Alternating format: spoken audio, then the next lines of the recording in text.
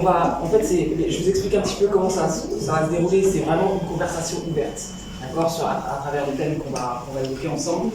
Je vais le rappeler, le thème, c'est tout ce qui est transition circulaire du secteur de la construction, tout ce qui est réduction des déchets de chantier, recyclage des matériaux, tout ce qui est réemploi, optimisation logistique, etc. Donc c'est le thème du jour.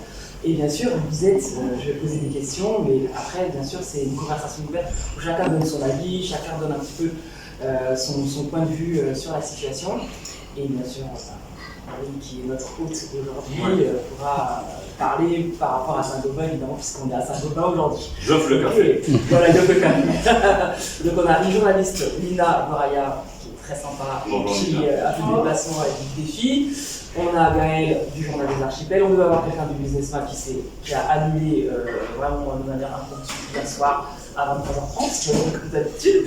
Et on a Jessie, Jean-Claude Leroy de Maurice Info qui fait en plus de live, donc c'est sympa, ça va rester un petit peu sur Internet. Donc je pense que cette conversation elle va être aussi bénéfique pour d'autres acteurs de la construction qui vont nous regarder. C'est ok? On a un expert. Et on a un expert.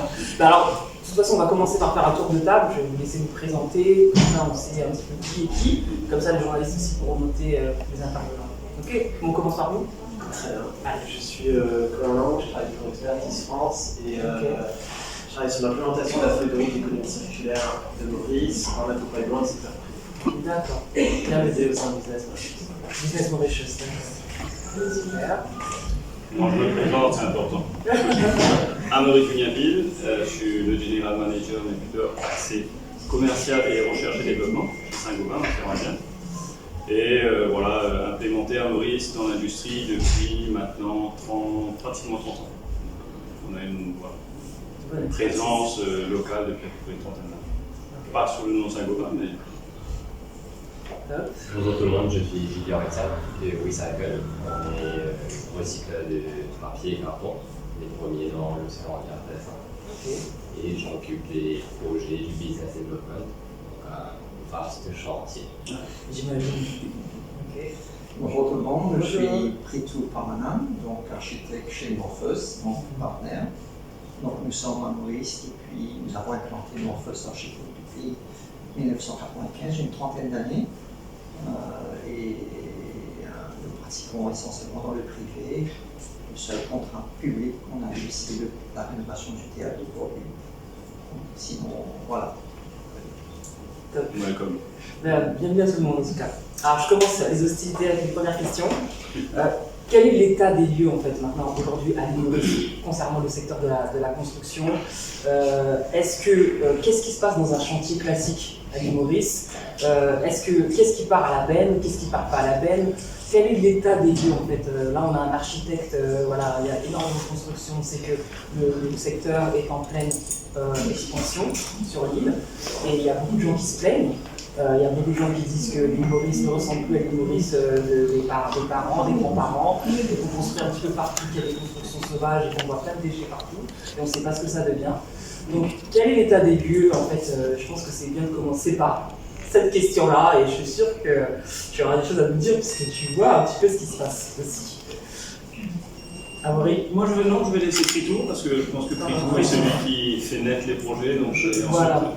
Je crois que en fait, à l'île Maurice, il n'y a pas de capital déjà. Et un chantier de construction, c'est un chantier de gaspillage. Ouais. Qui n'a pas eu une alimentation d'eau complètement ouverte, laissée toute la journée. Et ensuite, je vois sur les gros chantiers, souvent vous avez des grues qui consomment énormément d'électricité. Et la grue est utilisée juste pour soulever quelques items. Donc, je pense qu'il n'y a pas, c'est-à-dire, j'imaginerais si on voudrait mettre de l'ordre, c'est que par rapport à chaque chantier, on doit définir un coût d'énergie et il doit avoir une gestion des pénalités. Donc pour l'instant, c'est pas encore il n'y a rien, c'est-à-dire qu'en termes de débris, il y a eu un moment donné, je vous donne un exemple simple, le fait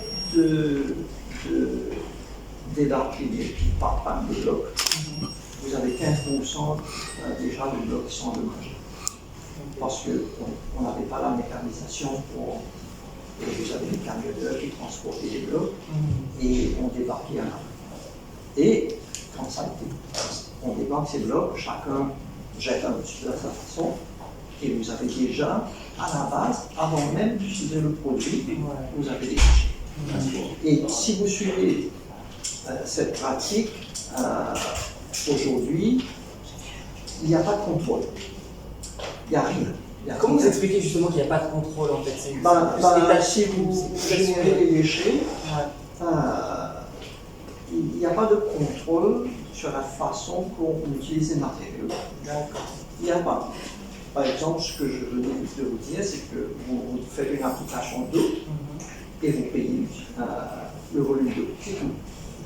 On ne regarde pas si c'est un chantier de construction d'une maison, vous aurez dû dépenser tant, mais là vous avez dépensé plus et que vous aurez fait pénalité. La même chose pour l'électricité, la même chose pour le coffrage aujourd'hui. Vous regardez les déchets qui s'entassent sur un chantier et ça fait peur. Mais heureusement, il y a eu, peut-être pour la deuxième fois on en parle, comment nous sommes rentrés dans cette phase de tout contrôler un petit peu plus, mieux contrôler. Et ça, on abordera le sujet sur la partie lead, etc. Mais un chantier pour nous aujourd'hui, c'est un site où vous avez une concentration de gaspillage. Wow. Ok. Et moi, la question que je voulais poser, c'est que du coup, est-ce que justement par rapport à d'autres marchés à l'île Maurice, est-ce que justement, même dans le monde, est-ce que Maurice est en retard par rapport à ça? Tout à fait, parce que je vous donne toujours, moi je suis passionné par le Singapour. Dès que vous faites une demande de permis, l'autorité qui délivre le permis, il assure de légiférer et de vérifier tous vos ressources en énergie, par exemple. Mais déjà à la base, dans le DSM, aujourd'hui, il y a des projets à Singapour, par exemple. Si vous avez 100 mètres carrés de terrain, vous construisez 100 mètres carrés, et ils arrivent à faire 100 mètres carrés de green, d'espace végétal. Alors, il y a différentes façons de regarder, mais ça, c'est d'aller un peu plus loin dans la partie gestion, ce que j'occupe, comment je redonne à l'environnement. Donc, il y a tout un aspect de conception à intégrer. Mais au-delà de ça, donc, dans d'autres pays, effectivement, vous avez votre permis délivré et vous avez un cahier énergétique qui définit votre utilisation pour la construction en eau, en électricité, et si vous dépassez, vous payez une pénalité. Je trouve que c'est une bonne démarche qui est facile à gérer. Et il suffit de la volonté des autorités pour imposer cette réglementation, c'est même pas une loi, mais faire accepter une approche. Qu'est-ce que tu en penses, Henri? Vous pouvez rebondir sur... Oui, bien sûr. Non, en fait, moi, je vais peut-être centrer le problème sur... je pense qu'on est pas mal à avoir construit son propre projet, sa maison, avec son petit constructeur, et arrive la fin de chantier, et là, vous avez ce tas énorme de déchets qui simplement, ce sont ce qu'on appelle chez nous des camions waste, des taxi waste, qui vont débarrasser le chantier. Donc il n'y a aucune prise de conscience, premièrement, ni par on va dire, le propriétaire de la maison, mais ni par le petit et moyen constructeur qui construit le projet. Ça, c'est une partie de la problématique et quand même celle qui représente énormément de surface en construction autour de notre pays. Pire que ça, on ne sait même pas où vont ces petits camions taxis. Donc ces taxi waste, est-ce qu'ils vont vraiment à la déchetterie au centre? Il n'y a pas de traçabilité par rapport à ça? Rien n'est demandé. Il y a simplement c'est pour ça que les gens ils jettent n'importe où alors. Il y a un montant qui est mis dans la main de monsieur, où la personne s'en va et on se demande si les déchets qu'on voit dans les champs de canne à sucre ne sont pas en fait nos propres déchets. Ah ouais. Ça, c'est la première chose. Je pense que dessus, il y a beaucoup de vrai dans ce logiciel. La deuxième chose, c'est qu'il y a quand même un repositionnement un petit peu à faciliter, probablement par, je pense, par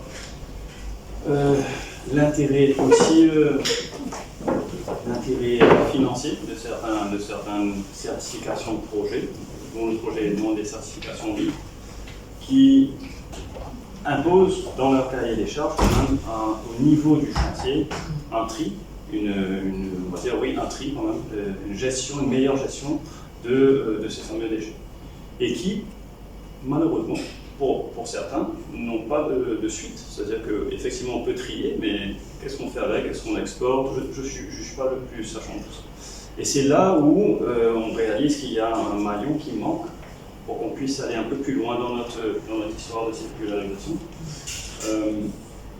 Parce qu'on parle de déchets, donc en anglais de waste, et il y a ce fameux mot qui commence à un petit peu rayonner de plus en plus dans notre industrie. On parle de waste aerial. Donc waste aerial, c'est le waste en tant que matériau. Donc waste aerial.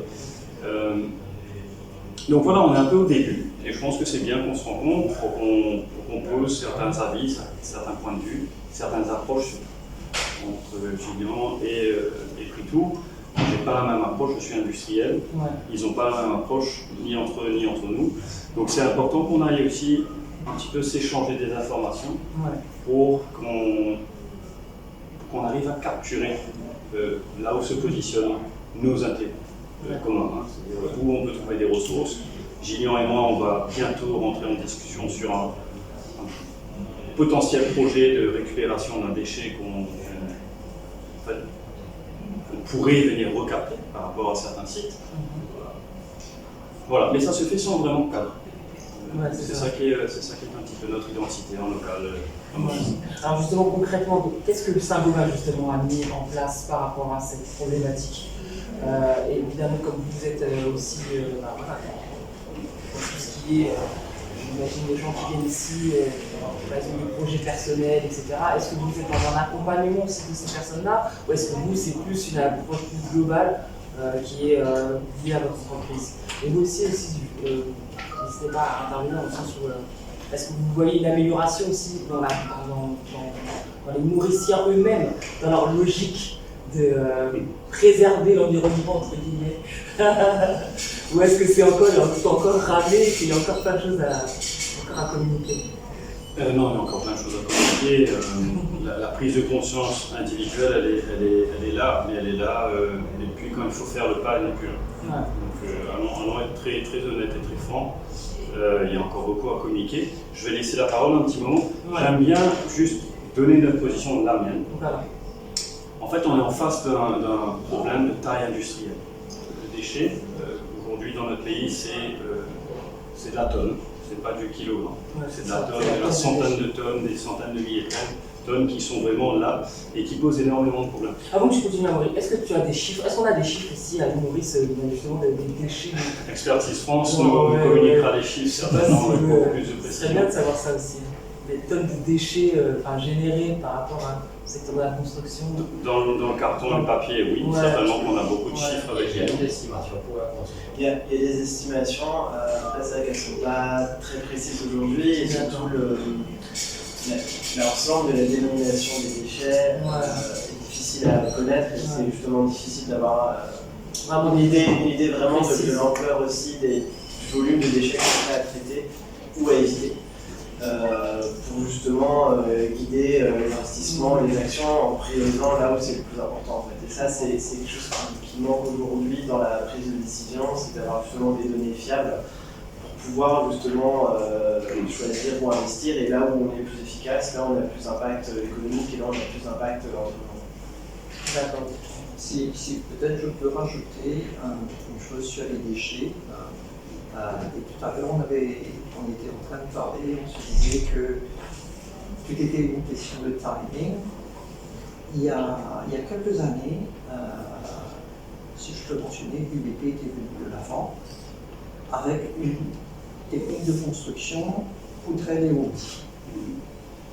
Et je pense qu'à cette époque, le timing n'était pas un bon timing parce qu'à cette époque, la main-d'œuvre était quand même bon marché. Ouais. Et cette technique de construction, surtout pour les maisons individuelles, c'est une technique qui a déjà été développée à l'époque où j'étudiais, c'était dans les années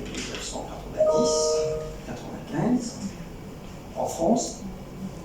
Et c'est une technique, vous pouvez construire une maison sans utiliser un morceau de bois. C'est-à-dire il n'y a pas de coffrage.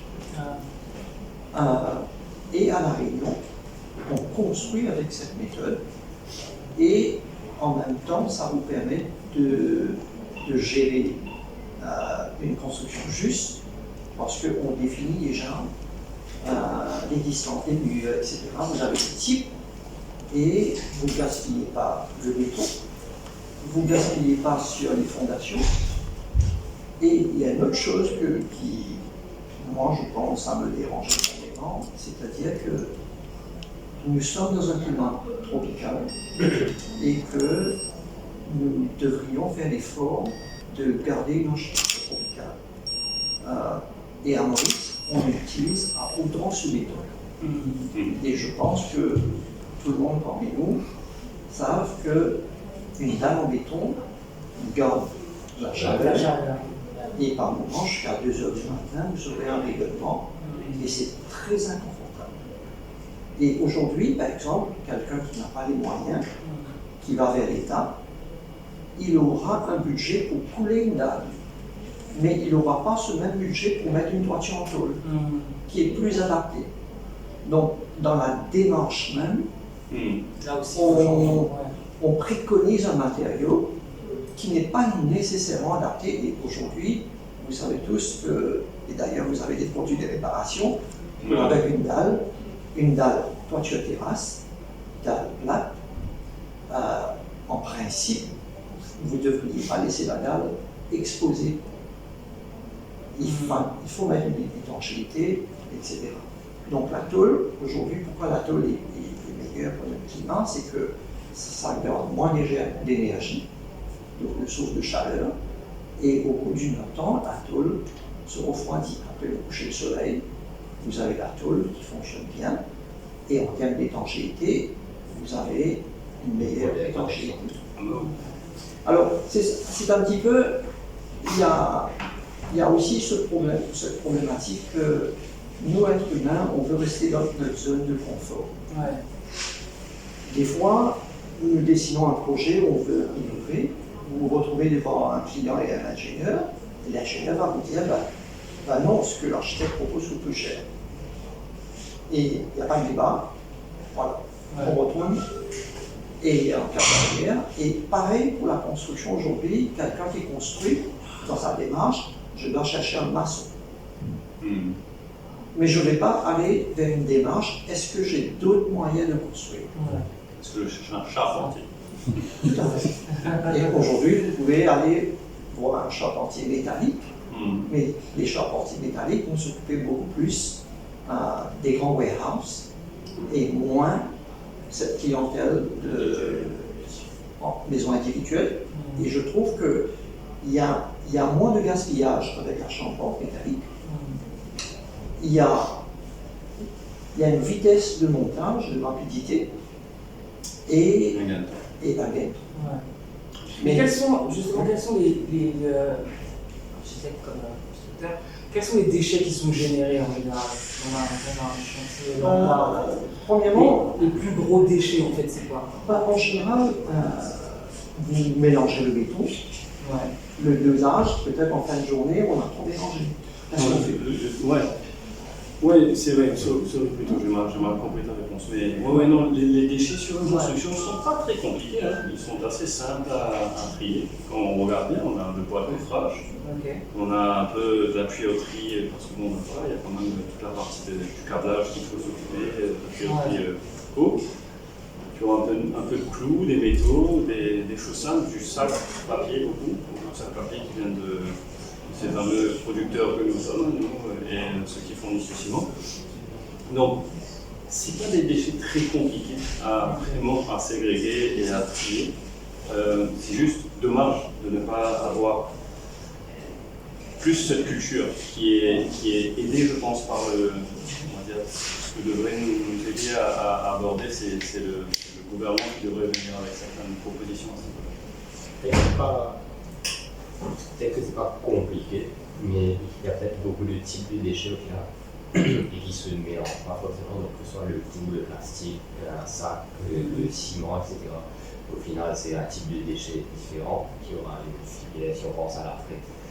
Donc il y a l'avant, c'est celui qui va dessiner, il y a le pendant, c'est celui qui va construire ou aider à construire. Donc, par exemple, le recycleur arrive en bout de chaîne, donc en guillemets, on va subir la chose, en bien ou en pas bien. Donc en bien, c'est si quelqu'un a mis de côté ses déchets, ses types de déchets, en bien on récupère, et si c'est pas bien, c'est poursuivi parce qu'on n'a pas accès à ce déchet. Effectivement, dans la construction, contrairement peut-être à une industrie ou une entreprise classique qui a 2 ou 3 types de déchets, la construction peut-être la construction a peut-être plusieurs types de déchets. Et on en revient peut-être à l'approche ou à contexte mauricien, c'est que effectivement, il n'y a pas trop une culture de tri, il n'y a pas de culture de tri. Déjà, même pour les déchets domestiques, déjà. Au-delà du cadre, on dit peut-être qu'il faudrait avoir des lois, si c'est au-delà d'un cadre ou d'une obligation. Il faut être transparent, je pense, le mauricien, autant l'individuel que l'entreprise, ne trie pas, n'est pas intéressé ou peut-être ne comprend pas ou n'est pas encore sensibilisé à ça, donc il ne trie pas. Ça se reflète forcément malheureusement dans la construction. C'est le reflet de la société. Et du coup, et en plus de cela, oui, donc, récupérer des déchets et ensuite éventuellement les recycler. C'est des nouvelles industries. D'activités, de voir des activités de plusieurs décennies pour le recyclage. C'est très récent. C'est récent, c'est très spécifique. Des matériels spécifiques, des process spécifiques, des usines spécifiques. Le contexte fait que c'est pour le moment trop favorable. Mais ce qu'on se disait un peu plus tôt, c'est que du coup, c'est des challenges, mais ça crée des opportunités parce qu'il y a tout à fait du temps. Moi j'ai des questions justement sur le recyclage et le réemploi des matériaux. Mais si les journalistes ont des questions, allez-y, parce que c'est que moi qui fais. Mais c'est pas la culture aussi d'avoir des toits en tôle. C'était dans le passé, je veux dire, avant Carole. Carole est venue chambouler changer la maison parce que même la maison de mes grands-parents était endommagée. Ils ont shifté carrément. Après, il y a eu l'arrivée de UBP qui est venu mettre la bloc. Donc, c'est venu comme ça. Les maisons carrées, c'est ça le mauricien. Il ne va pas rentrer dans le style de faire de la récupération. Bon, c'est bon, il y a des personnes qui le font. Mais comme monsieur a dit, ça vient, il y a du bois, il y a rondin, il y a coffrage, il y a tout ça qui est mis dedans. Il y a pas, après, la personne que vous allez donner, pour lui, c'est un business. Il vous paye que 3 000, 4 000 roupies, on ne sait pas où ça va. Que ce soit pour les déchets commerciaux, déchets électroniques et déchets de construction. Et ce sujet-là, moi je pense qu'il y a 3 ans, on en a parlé, on est toujours au même point. Oui, enfin, il y a aussi une évolution positive. WeCycle qui quand même a été mis en place et qui aujourd'hui, il faut le dire, opère. C'est avec des challenges, avec tout ce qu'il faut. Un projet qui a démarré, qui s'est mis un petit peu en pause, c'est le fameux projet vert. C'était toute la filière de récupération de ces fameuses bouteilles de verre qui viennent de gisements divers et variés. Pareil, on a aussi au niveau de l'électronique, on voit de plus en plus des entreprises qui se spécialisent. Je veux dire, entre aujourd'hui et il y a 10 ans, on voit qu'il y a un mouvement de l'industrie. Et en fait, c'est dessus que c'est mon approche très personnelle.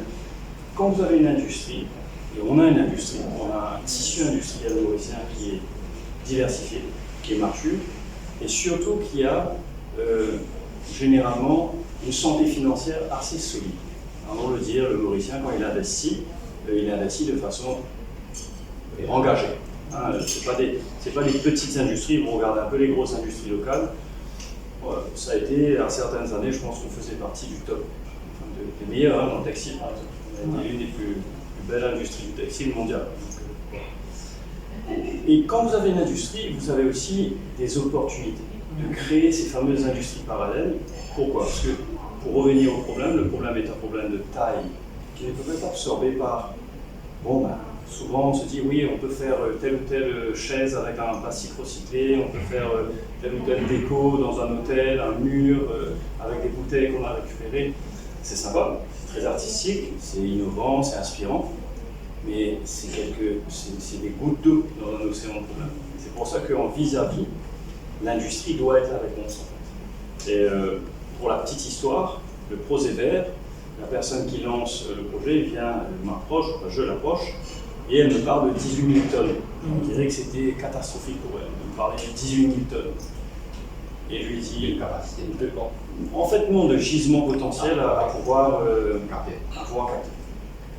Et je lui dis, c'est bien, elle avait l'air, elle, d'être traumatisée par 18 000 tonnes. Je lui dis, mais ça ne répond même pas à mes besoins annuels. Donc ça vous montre aussi que quand un industriel se met en face, et je suis un des acteurs, je ne suis pas l'industrie, je suis un des acteurs qui peut répondre à ça. Quand vous avez un industriel qui se met en face d'un problème, vous avez tout de suite un équilibre des forces, surtout quand vous avez ce problème de déchets qui nécessite peut-être une réponse industrielle. Donc c'est là, moi, toute l'opportunité, et en fait toute la positivité que j'essaie d'emmener dans notre réflexion, c'est de se dire, l'île Maurice n'est pas un pays qui n'a pas d'industrie. C'est un pays où il y a une industrie et il faut maintenant motiver à une sorte de création, circularisation de cette industrie en fait. Ça c'est mon cheval de bataille sur quoi je suis un petit peu advoqué ici. C'est un pays de oui, bien sûr. Ça peut être un peu fort. Les grosses industries, c'est des entrepreneurs, les recycleurs, c'est des entrepreneurs. Et du coup, il parle d'industrie, on va dire parallèle, mais presque. Il y a beaucoup de business qui se montrent, par exemple, dans la collecte de déchets. Il y a beaucoup de transport, des camions, etc., les camions taxis qui transportent aussi des déchets, entre autres. Donc, il y a une question, on se demande est-ce que tous les déchets vont au centre de transfert ou ça finit dans le camion. Effectivement, parce que pourquoi? Quelqu'un s'est dit, ok, j'ai un camion, on me paye pour aller récupérer quelque chose, je mets un peu de sous. Donc, voilà. Il y a du coup des gens qui sont venus s'imbriquer en se disant, ok, s'ils collectent ça a une valeur. La ferraille, par exemple. Des gens qui collectent de la ferraille, tout le monde risque même par pied, avec des cardis, etc. Pourquoi? Parce qu'ils se sont dit, ça a une valeur. Et il y a des gens qui ont compris ça pour les déchets. Donc ils se disent, ils le voient comme une matière, comme une matière première, une matière qui a une comme ça demande une valeur. Et c'est ce qui peut peut-être aider un peu cette filière ou ces filières qui génèrent des déchets. C'est de transformer la chose, comme de faire passer ça d'une saleté, comme on tout dans un point là, voilà, il y a un potentiel et il faut juste que quelqu'un le fasse. C'est peut-être pas moi. Peut-être mon rôle c'est de le mettre de côté là, et lui il vient, il récupère, ou quelqu'un récupère pour lui il met ensemble. Et c'est une chaîne. Voilà. Justement, donc, dans tout ce qui est question de recyclage, j'ai rencontré des matériaux, dans le domaine de la construction. Quels sont les matériaux en fait, justement, qui sont recyclables, qu'on peut réutiliser en fait, qui sont réellement recyclables? Dans la construction. Est-ce que par exemple, c'est récupérer des éléments d'un bâtiment qui a été démoli? Tu vois ce que je veux dire? Toi, dis pas ton expérience. Est-ce qu'on peut le faire? Là, on va avoir quand même des gros volumes de déchets, ça se trouve dans la rénovation des constructions. Et là, on a des potentiels très importants. Aujourd'hui, les taux de valorisation européens, on est parmi 70-80%, c'est facilement, voire même un peu plus élevé.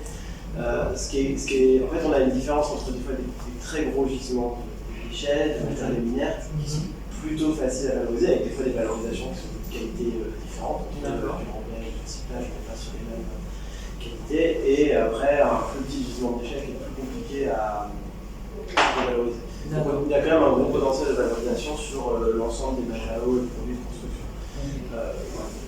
Le réemploi, lui, aujourd'hui se développe. On est encore vraiment sur quelque chose qui est assez récent en termes de maturité industrielle. Il y a des plateformes de réemploi qui se développent. La difficulté principale du réemploi, c'est vraiment la demande ensuite de matériaux dans le projet. Est-ce que toi, à Saint-Gobain, vous faites ça? Oui, enfin, ils rentrent même dans ce qu'on appelle la Merci. déconstruction. En fait, c'est un chapitre qui tourne sous leur, on va dire, la déconstruction. Ah, La plaque de plâtre, c'est un des éléments qui est le plus noble dans son approche, son impact, je trouve. Le plâtre est recyclable à l'infini, comme le verre. Donc en fait, le plâtre, vous pouvez le prendre et le re-recycler, le réutiliser. Donc, il faut dire que dans ce groupe, donc, il faut contextualiser. Hein, si on parle de Saint-Gobain Group, oui, effectivement, ils ont énormément d'avance dans ce domaine, en particulier sur le verre, où je pense que quasiment tous leurs verres sont à base de verre aussi. Donc on appelle ça le calcin. Le calcin, c'est du verre qui est donc traité pour ensuite être process en industrie. Donc Saint-Gobain, avant tout, c'est de la façade, hein, c'est glace. Ensuite, vous avez la plaque de plâtre, donc Placo, où pour moi, c'est ces deux grosses industries chez eux qui sont vraiment celles qui parlent d'elles-mêmes. C'est-à-dire que 100% des plaques de Saint-Gobain sont toutes avec un apport de recyclable, de plâtre recyclé. ok. Donc oui, il y a de la circularité. Nous ici, tout bêtement, hein, mais au niveau de notre process, donc au niveau de notre usine, c'est des choses simples qui ont été mises en place et de façon naturelle. En fait, lorsqu'on produit un mortier, on produit de la poussière. On prend du ici, c'est du caillou qu'on transforme en sable. Donc c'est du roxane, hein, donc c'est du macadam qu'on écrase, qu'on casse et qu'on fait devenir du sable. Donc vous avez ça génère de la poussière. Une poussière très très fine que souvent vous avez un petit dépôt comme ça de poussière. Donc on capte en fait cette poussière, qu'on store et qu'on garde dans un silo. Et cette poussière, elle a un super intérêt pour les cimentiers. En fait, elle est un ajout pour le ciment.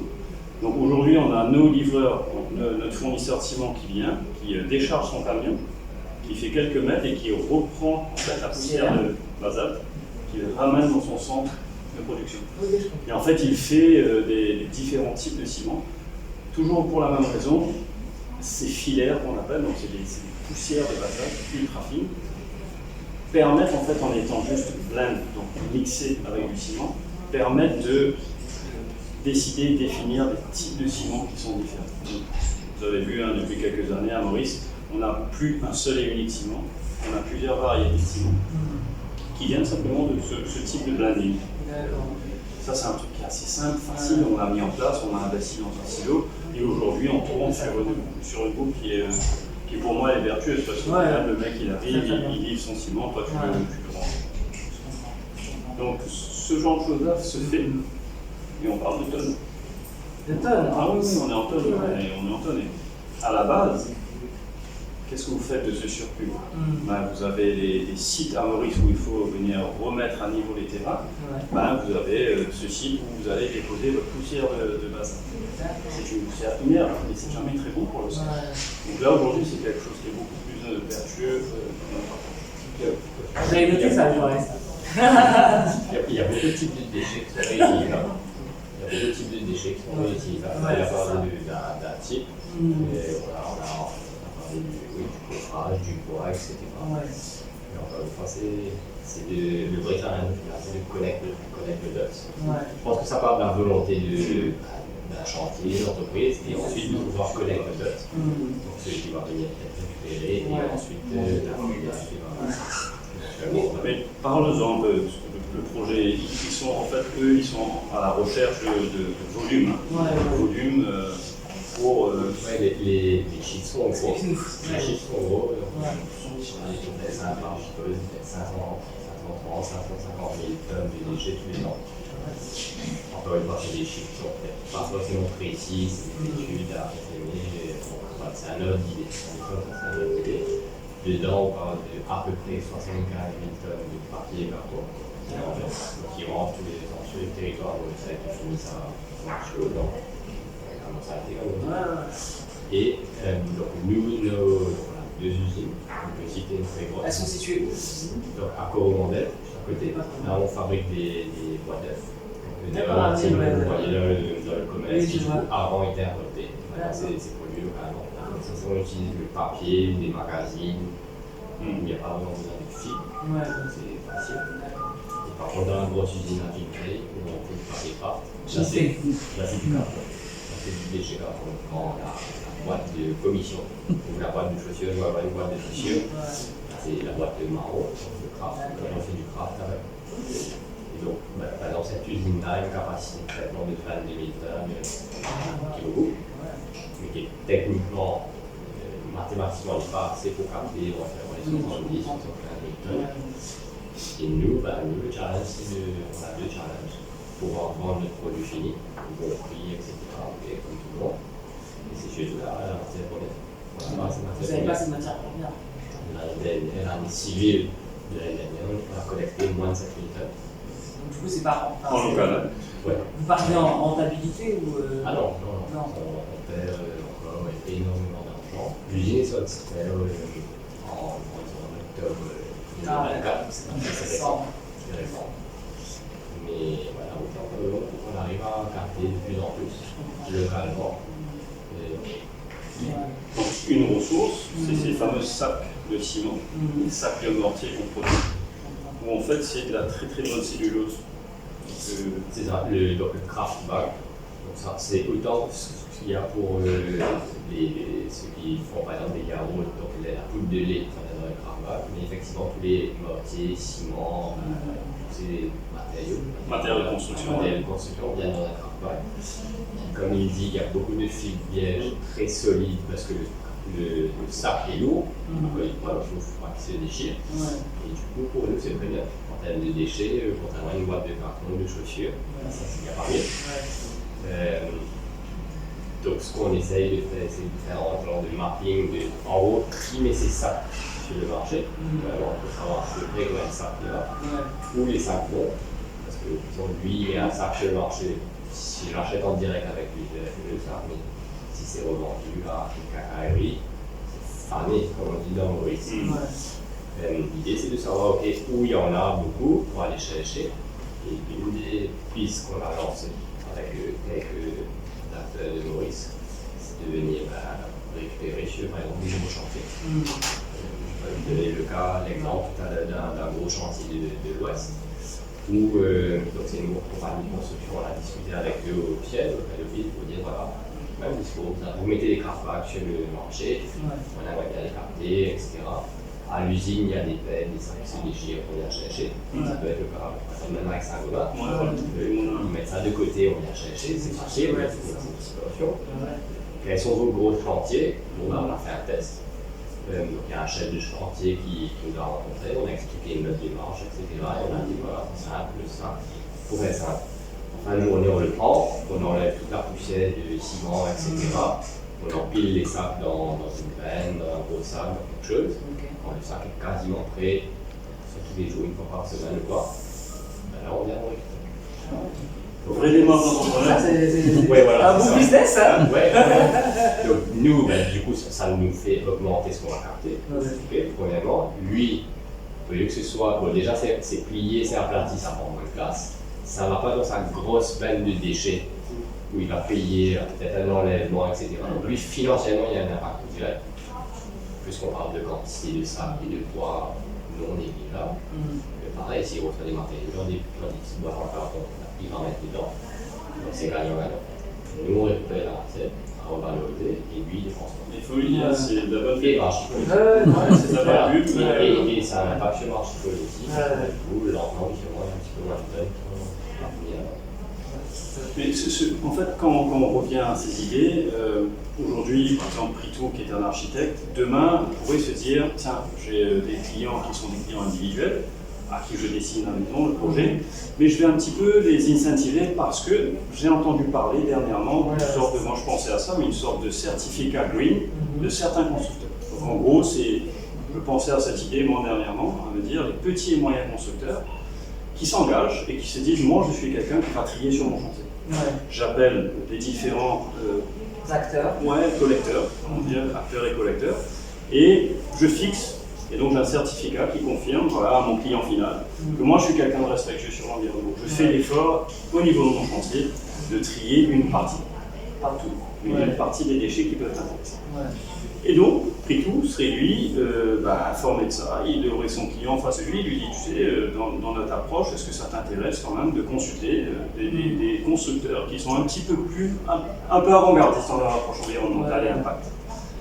Eh bien, il y en a beaucoup, je pense, qui vont dire, pour le même prix, son prix, il est challengeant, parfait, mais il a une conscience un petit peu plus écologique, de principe. Et c'est là où parce que ce marché qui est très difficile, qui est moins simple parce qu'il est très réparti, tu peux venir créer dans les zones résidentielles qui sont simples, des morcellement, une sorte de morcellement qui accepte uniquement ce type de construction. Et non pas n'importe des histoires, des petites choses très bêtes. Je vais intervenir dedans parce que tu sais, je suis sûr que Pritou va pouvoir aussi enchérir. Je pense que aussi les gens, quand on leur parle de projets un petit peu green, sustainable, etc., ils pensent toujours au coût. Ils disent toujours ça va me coûter une blinde, alors que je préfère faire ce que ma grand-mère, les mêmes méthodes que ma grand-mère a fait, et que ça ne va pas coûter super cher, et je vais continuer à faire les mêmes choses. Et souvent, c'est dans la mentalité, si vous voulez, un petit peu culturelle. Par exemple, pourquoi il n'y a pas les déchets, même alimentaires, tu sais, en France, on a les poubelles vertes, jaunes, etc., pour les déchets domestiques.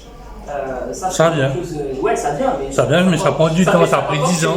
Ça a pris 10 ans qu'on en parle. Bon, moi, ça fait 19 ans que j'habite à l'île Maurice.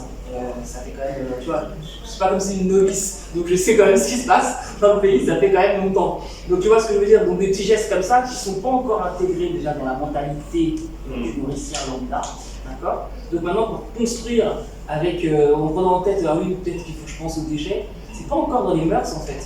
Est-ce que vous, justement dans les projets architecturaux que vous proposez à vos clients, c'est intégré ou vous le proposez directement et c'est quoi la réaction des gens? Moi j'aimerais bien savoir. En fait, la construction avec un label écologique, ça a commencé il y a au moins une dizaine d'années. Longtemps quand même. C'est-à-dire que on suit toujours ce qui se passe en Europe et ailleurs, et on a toujours un décalage. Donc, allons bien au tout début, quand on proposait à nos clients, souvent des promoteurs, on les encourageait d'aller dans cette direction, c'était tout de suite combien ça va devoir cher. Parce que il y a un marché, il y a un retour sur l'investissement, et tout de suite, effectivement, il y a eu un retour négatif. Et comment la construction écologique, sous les labels LEED, etc., a pris naissance, c'est qu'un beau jour, un client qui veut louer un espace est venu dire à un promoteur, voilà, moi je suis un multinational, ma maison mère est en France, et si je prends un espace chez vous, vous devriez avoir ce D'accord, ok. Et là, tout de suite, en quatrième vitesse, le promoteur vient me voir, j'ai déjà construit, comment je peux rétrofiter. Et heureusement que dans le labeling de tout ce qui est écologique, ils ont pris en compte aussi des bâtiments existants, comment on peut réaménager pour avoir un certain label de dire que voilà, je fais attention à l'écologie, etc., à l'utilisation de l'énergie. Et dès qu'il y a eu un premier promoteur qui a franchi le pas, et que les concurrents vont voir, tiens, mon bâtiment n'est pas écologiquement correct, le marché a changé. Alors, c'est un peu, encore une fois, c'est pas vraiment une démarche spécifique parce que je veux être le premier, mais non parce que ça a été une demande, et c'est là que le pouvoir du marché a pris naissance. Mais aujourd'hui, effectivement, vous avez plusieurs labels, et peut-être tout à l'heure, peut-être Amaury peut expliquer c'est quoi un label public.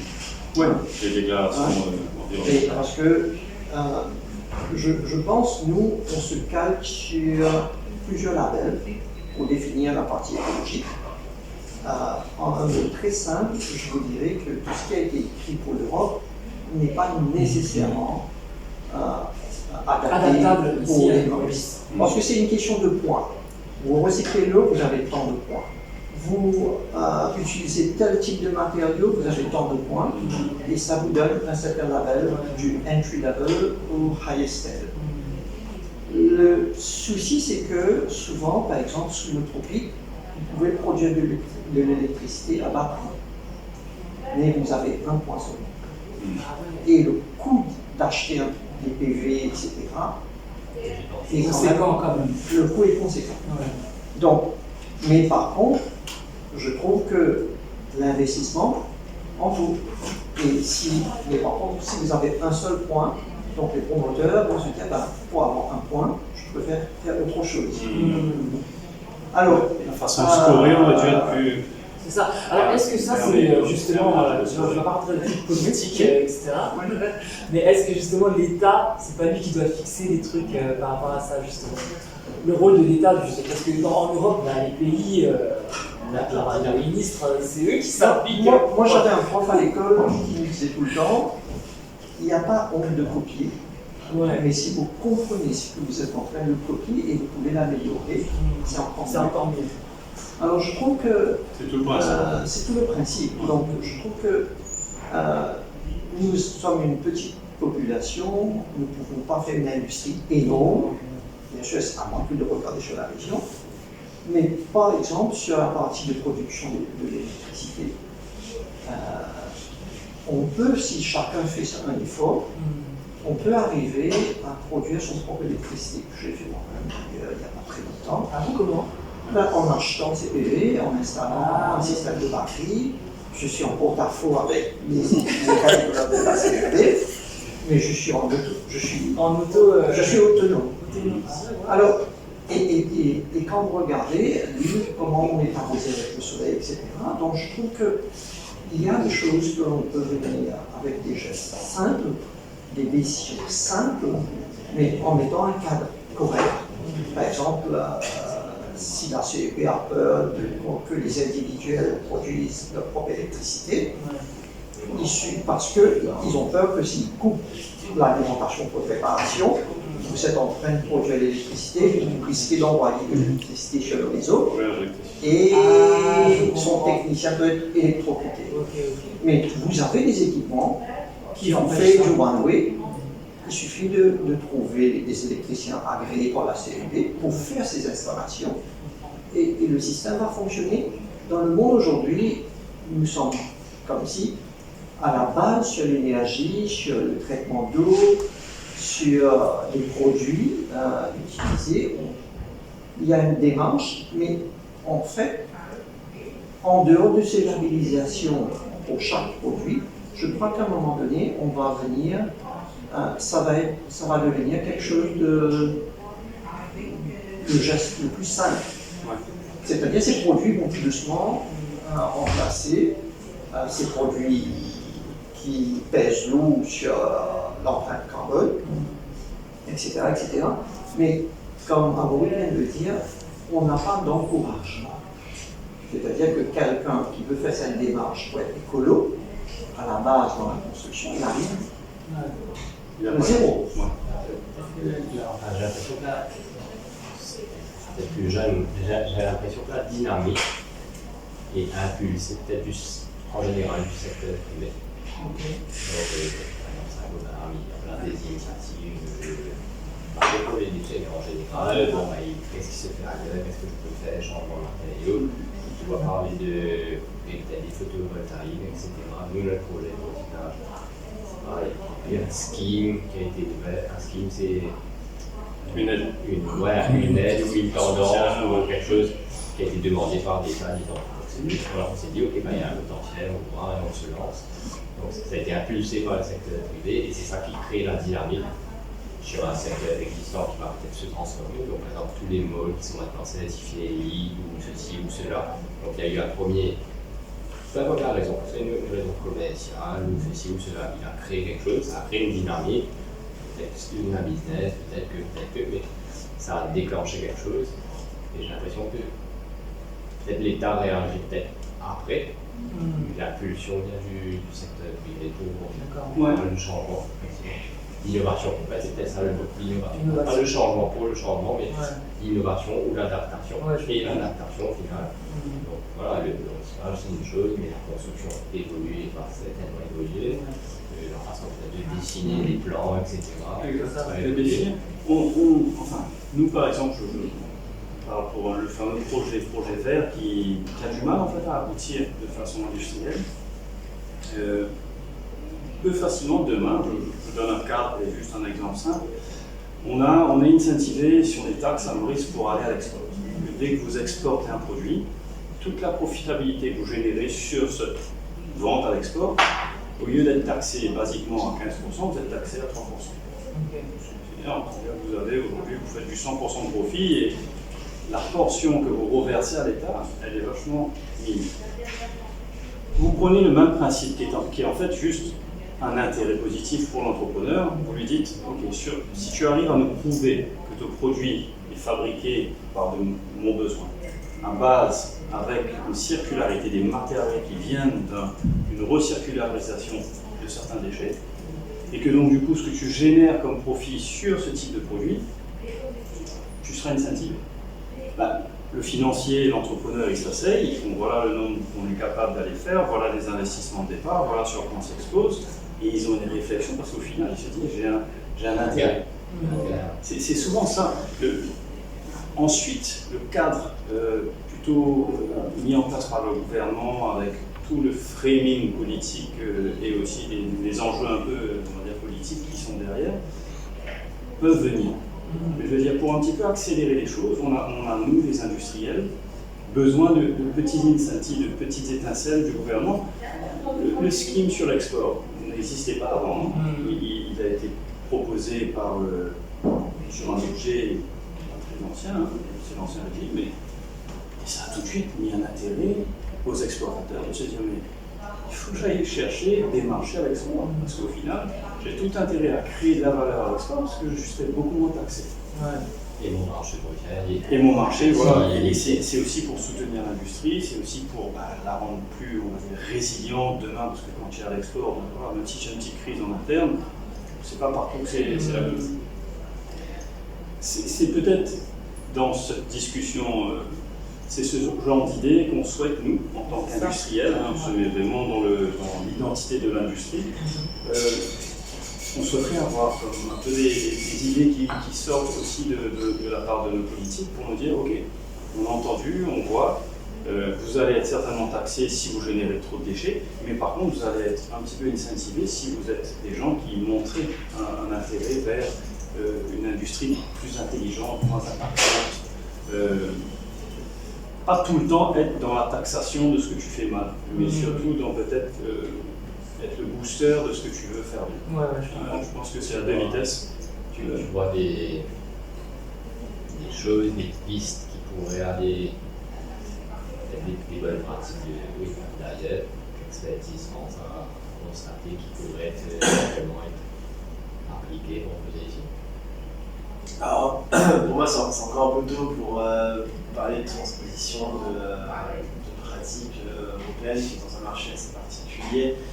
Tout à l'heure, on parlait du plâtre. Pour recycler du plâtre, par exemple, en France, il y a une usine qui recycle le plâtre. C'est très peu pour autant un marché assez important. Il y a plus de plâtre en France qu'ici.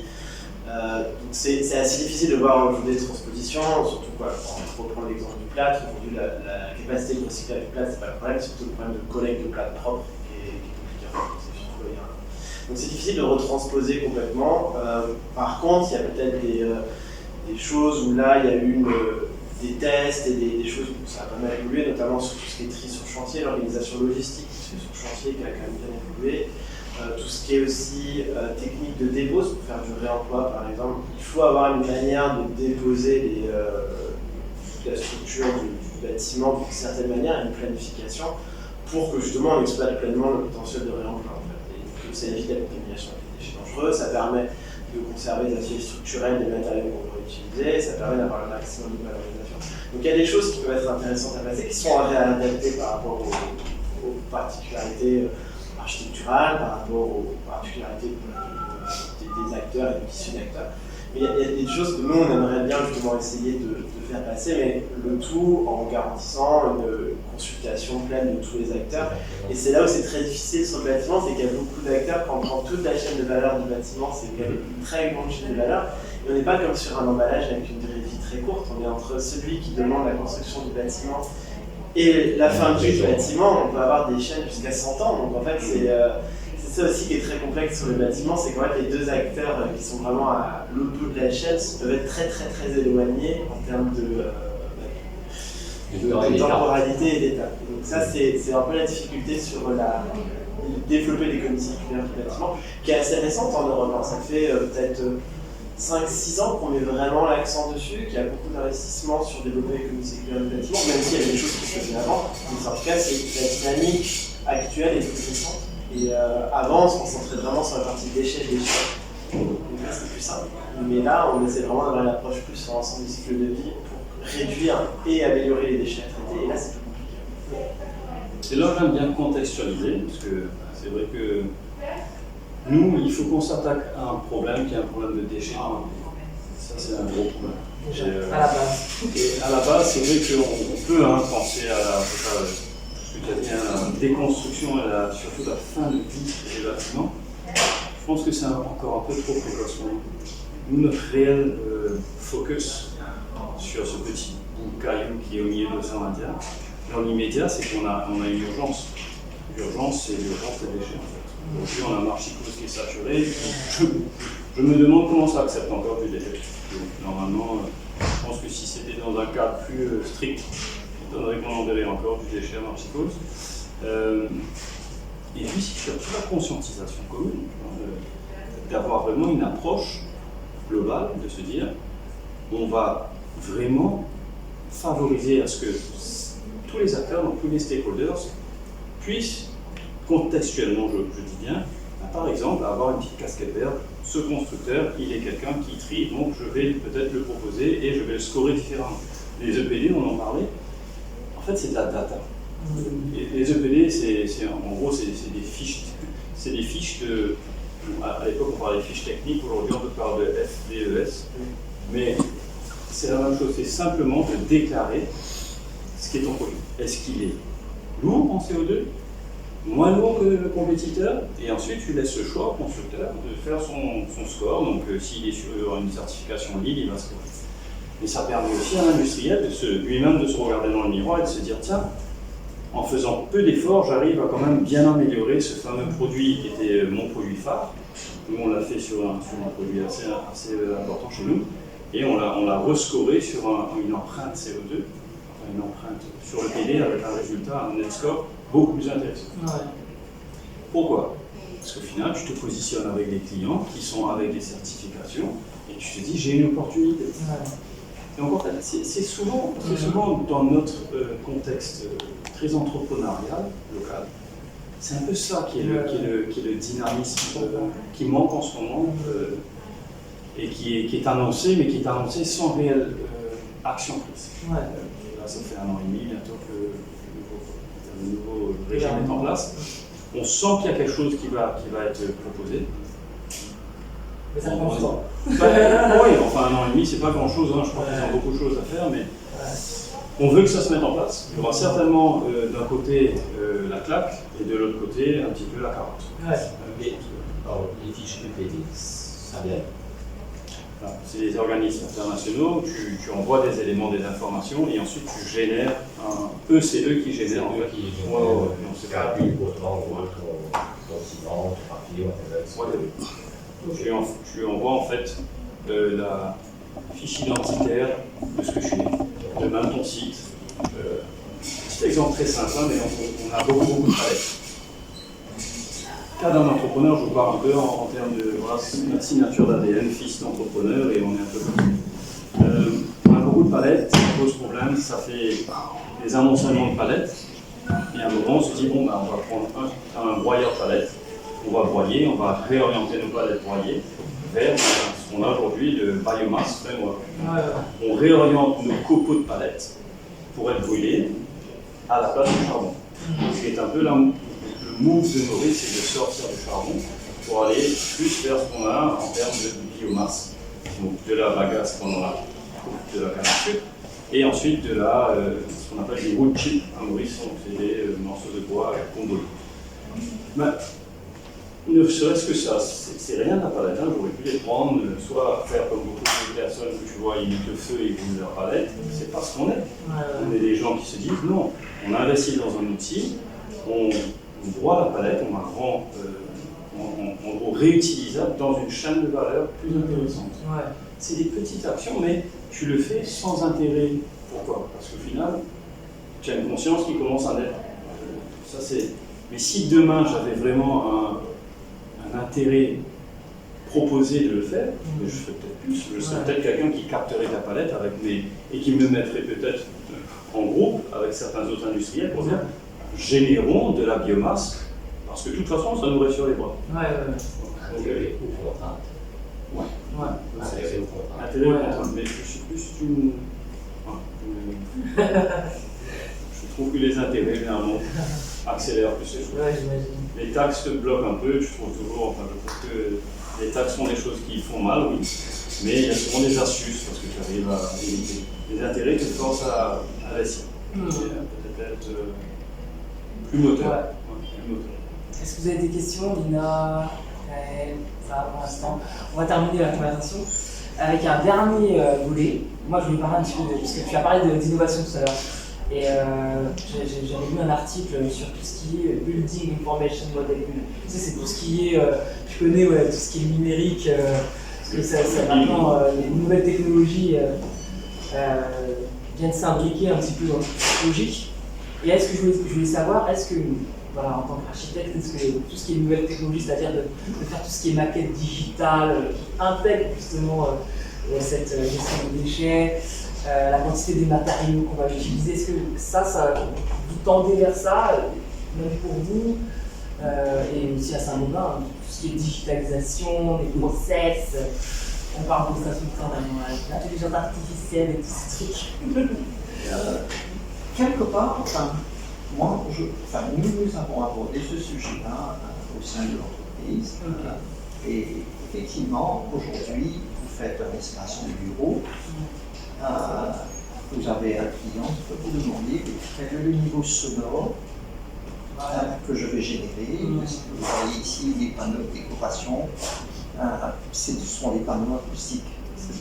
Et aujourd'hui, quand on dessine un bureau, un espace bureau ou un espace public, à notre niveau, nous faisons beaucoup plus attention sur le niveau du sonore et sur les produits utilisés. Mais c'est une démarche interne chez nous.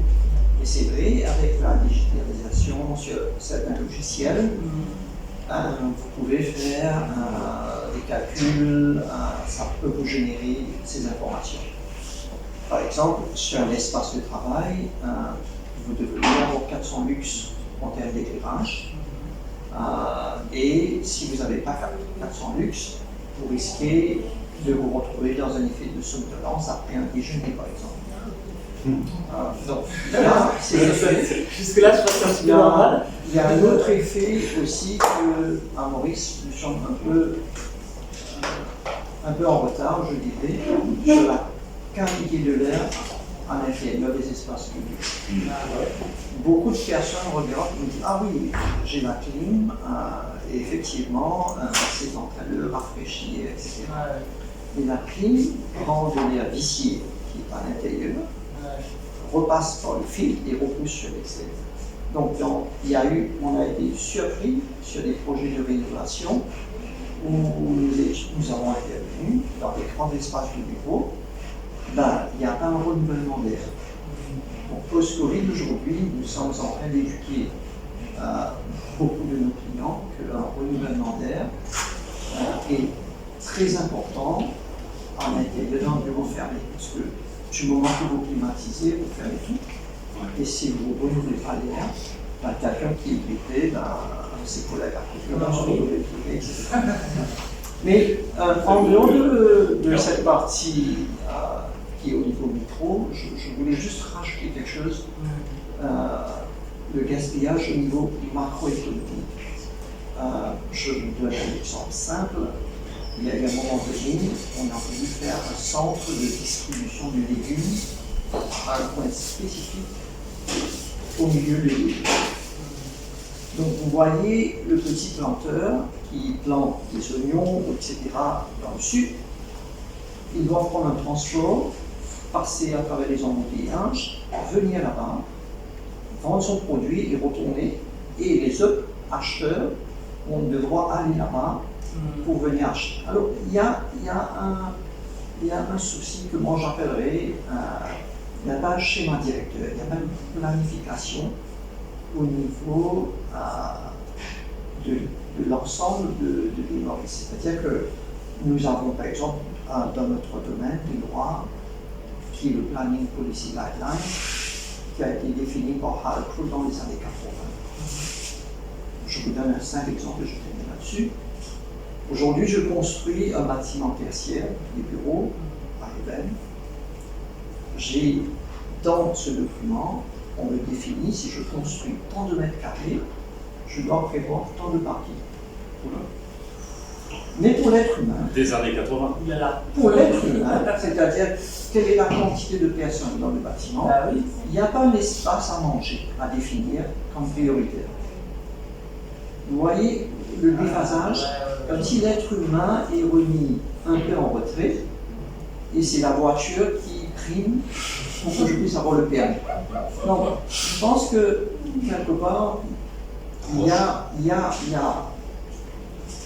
quelque part, on doit repenser un petit peu toute la partie aménagement du territoire, au lieu de venir construire quelque chose à Port-Louis, pour que tout le monde doit voyager pour venir à Port-Louis, pour faire un parcours pour X raisons. NTA par exemple, vous devrez vendre une voiture, vous devez aller à l'NTA. Alors, il y a une réflexion globale à faire. Mais c'est là justement que l'intelligence artificielle peut intervenir. Oui, mais si à la base, vous ne donnez pas des éléments pour faire connecter l'intelligence artificielle, vous allez nous retrouver dans un système qui est toujours outdated. Donc, je pense que la réflexion, c'est une réflexion sur l'ensemble global. Et ensuite, à ce moment-là, venir greffer des éléments sur cette partie-là. Et ça va aider pour la gestion d'eau, ça va aider pour la collecte des produits à recycler, ça va aider à définir des stratégies à long terme, et ça va aussi gérer mieux notre petit espace qui est Maurice, comment mieux utiliser our land resources qui est plus limité. Il y a des déchets. Oui. Mais presque c'est c'est pas trop où c'est, qu'est-ce qu'on peut emmener, etc. Le marché c'est pas une déchetterie? Non. Sans nom. Un centre de traitement. Donc un centre de transfert. C'est quoi la différence? Un camion de poubelle, je sais pas. Ah oui, une d'accord. entreprise, il va dans un centre de transfert. De là, en gros, les déchets vont être mis dans un plus gros camion pour ensuite aller à West Centric. Et j'ai aussi en parallèle des déchetteries où je suis supposé venir amener des déchets pour idéalement, il y a du monde, trier, pour éventuellement finir. D'accord. C'est Mais pas. c'est où elles sont où les déchets? Là, c'est toute l'idée de. C'est Il y a la chaumière, la bambouille. Voilà. Ça, Ah bon, oui. Mais c'est pas de ce que je comprends. Ah, la chaumière, là, oui. Pourquoi? Non, ils ont mis un petit coin, il y a des pneus, du bois, du matériel. Parce que j'ai fait l'ouverture avec Ramano, Carré Ramano à l'époque ministre de l'Environnement. Moi, comme ça, avec ma voiture, je pense que je ne peux pas y aller. Mais ce qui fait c'est de pouvoir aller emmener un déchet, un gros bout de bois ou quoi. Si je voudrais emmener là-bas, j'emmène là-bas. Et il y a un menuisier qui vient, qui pourrait prendre ça pour faire quelque chose avec. Je ne savais même pas. Non, c'est vrai qu'elle suffit, mais jamais concrétisé. Ouais, c'est vraiment secret, c'est faux, c'est pas un secret, mais c'est un autre élément, tout le monde qui voit que c'est demain, c'est comme si on touche du doigt. Donc, ouais, on a mis une déchetterie, mais on va pousser comment on utilise, qui peut aller, autant, pas forcément que les gros, même quelqu'un qui veut jouer le jeu, aller décoller le jeu, il Ça montre bien ce manque culturel qu'on a sur la gestion globale du déchet. D'accord. mais même s'il y a ce manque, c'est là où l'optimisme reste, c'est que tu as une industrie. Et moi, c'est là-dessus que je vais tout le temps me battre, c'est de dire qu'en interne, ici, localement, on peut faire des choses. Ouais. On peut vraiment faire des choses. Et on n'est pas. C'est possible. Je ne vais pas citer certains pays aux alentours, mais il y a des pays qui ne pourront pas le faire. Ils n'ont pas d'industrie. Ouais. Donc, nous, c'est l'inverse.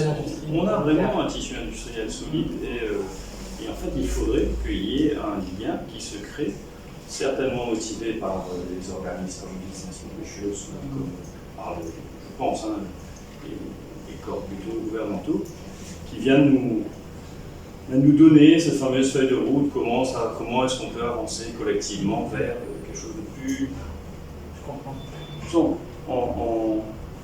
plus aligné avec notre époque. Je pense qu'aujourd'hui on n'est pas aligné avec notre époque sur ce qu'on fait. Les architectes, c'est pareil, c'est ceux qui sont à la base même. Un architecte, il a, lui, l'opportunité, en fait, avant même le démarrage on va dire, du chiffrage, de pouvoir déjà en parler. C'est ça qui est magique, en fait, quand tu as déjà en tête de pyramide, que tu puisses channel down vers oui, ok, très bien, ça existe maintenant, donc on va plus dans ce sens-là, et en fait, ça va slide l'ensemble des acteurs qui vont tout de suite se mettre. On l'a vu, il y a un gars qui dit mais moi j'achète que si c'est du lead, et bien tout de suite il y a une industrie lead qui s'est entre guillemets mise en place à Maurice. Donc c'est une opportunité, tu vois, nous on a été portés par ça, on s'est dit bon bah tiens, si on veut avoir accès à ces projets, il faut qu'on déclare, il faut qu'on soit des gens qui soient un petit peu avant-gardistes sur la documentation, il faut qu'on transmette la data. Là, tu fais tout ce qu'il faut. Ouais. Et au final, c'est mieux. Je dis pas que je dis pas que c'est meilleur, que c'est ce qu'il y a de mieux, mais je dis que c'est juste mieux par rapport à ce qu'on était là. Ouais. Donc c'est d'avancer toujours comme ça vers une amélioration. Ouais. Pour moi, c'est un petit peu les étapes vers lesquelles je m'engage sur ma route industrielle. Juste pour finir brièvement, qu'est-ce que tu as mis en place pour la digitalisation, tout ce qui est nouvelle technologie, c'est un cas que vous avez mis en place ou est-ce que vous êtes resté pas vraiment? On a un truc qu'on a développé, donc ça c'est automatisation. Ouais, alors c'est plus Fabrice qui est sur le projet, mais on est deux frères. Quelques mots. Alors on a créé en fait ce qu'on appelle un smart factory. On est en voie de créer la smart factory. Smart factory, c'est que l'ensemble de tes flux soient digitalement connectés. Exemple très simple,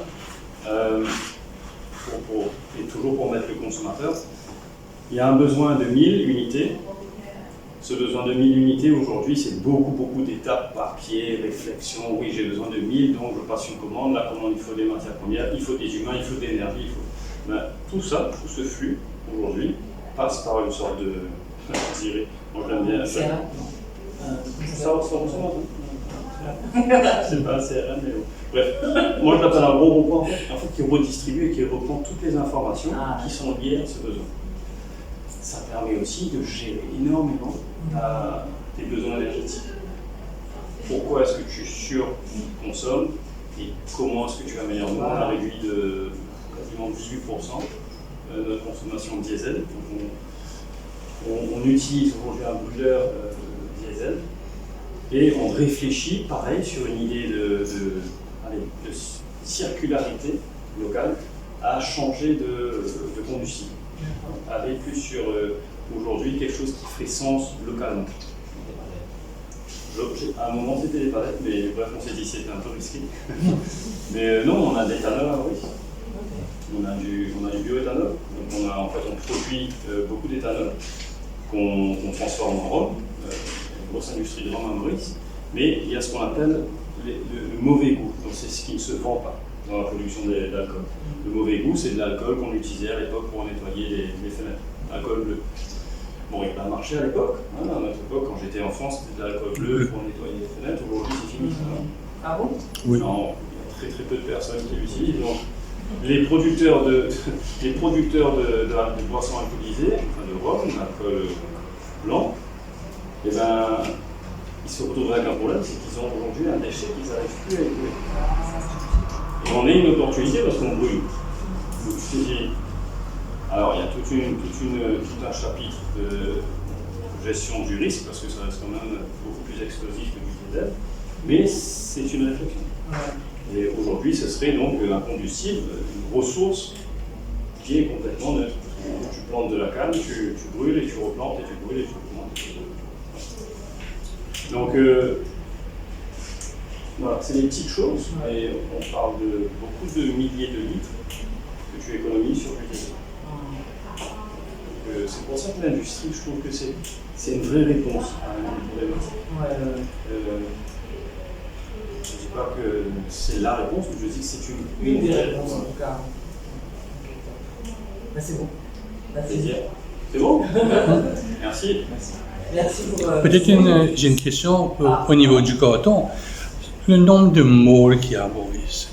Vous n'avez pas une stratégie parce qu'on voit les cartons à l'Ohir.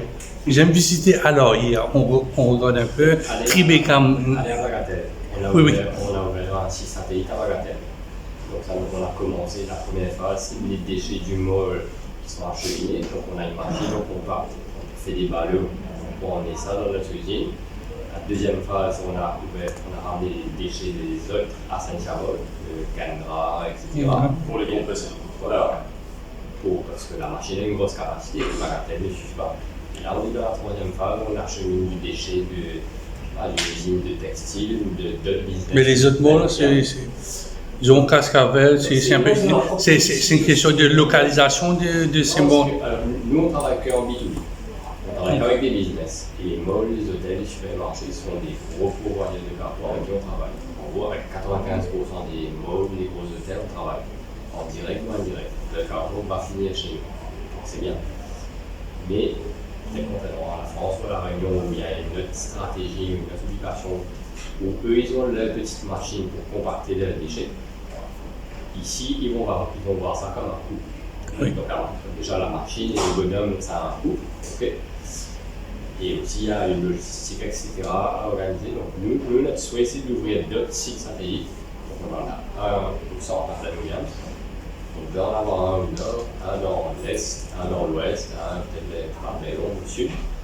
Parce qu'en termes de logistique, donc dans un camion, c'est d'être court, mais dans un camion, le carton en loose, donc en vrac, je mets à peu près 1 tonne dans un camion. Par contre, si je mets des ballots, là je transfère 3 fois plus. Je vais moins d'essence pour mon camion, ma logistique va être plus efficiente pour ramener tout ça à l'usine pour être revalorisé. Donc oui, c'est ce qu'on fait. La première étape, c'est de travailler avec le moule et assembler le carton, on est tout là, on va chercher. Et la deuxième étape, si possible, c'est de mettre des machines sur place, mais ça a un coût, il faut convaincre les gens, etc. Il y en a qui sont pas forcément pro, il y en a qui sont pro, ils ont entendu parler du projet de Bagatelle, donc ils se disent bon ben, comment ça se met en place, est-ce qu'on peut faire quelque chose ici, etc. Mais après il y a une logique économique, autant pour eux que pour nous. Donc le déchet, c'est pas forcément un point sur lequel on veut mettre de l'argent. Les gens veulent mettre de l'argent pour le vent.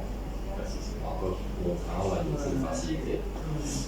Donc c'est à nous d'avoir ce leverage et de dire voilà, ben, si on fait ça, vous allez réduire peut-être votre facture, donc donnez-nous un petit espace chez vous, que vous allez payer les camions pour aller les vendre en Chico, ça va diminuer.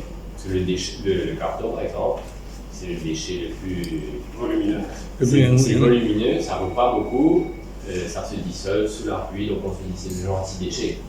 C'est ça, contrairement du plastique, on a dit plastique, pollution, pétrole, machin, le carton, il a bon Dieu, mais ben, il prend beaucoup de place et on en besoin beaucoup. Donc les choses se mettent en place.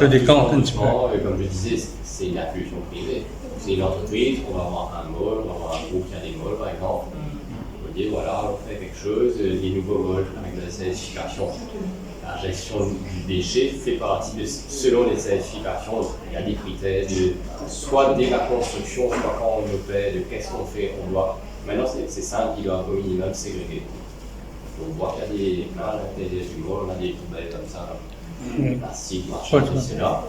Ben, ça va aller à l'arrière, comme vous dites, à l'arrière, le carton vient chez nous, les autres waste vont à l'arrière, il y a quelqu'un à waste manager, comme qui trie.